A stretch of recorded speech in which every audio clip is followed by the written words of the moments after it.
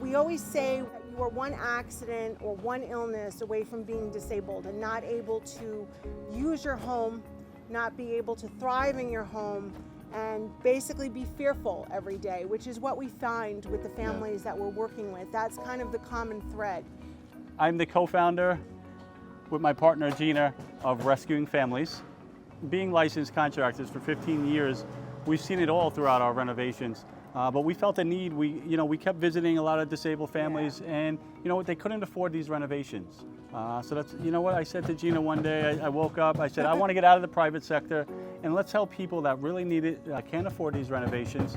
And it really took off from there. Our families both have disabilities. My dad was a Vietnam War veteran. Became disabled. So I was taking care of my dad since I was 10 years old.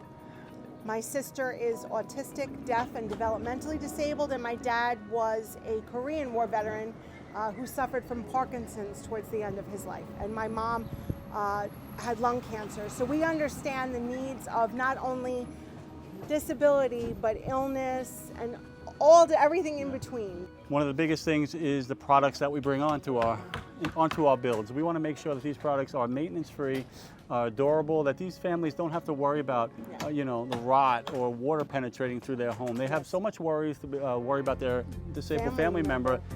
Doing the home improvement, we want to give them zero worry. It takes a village, with the help of our community, with the help of companies, we are able to do really large projects. So the houses we work on are small. We don't work on big houses. These are middle to lower income families. But with little homes come big problems. So we're able to do a lot with a little. And that's what Families to the Rescue is about. We're letting people tell their story. We're telling our story. We're teaching how to make these homes accessible. Maybe we can't be at every home that we visit, but if this show can put out there of how do I make my house accessible, then we've accomplished even more. Yeah.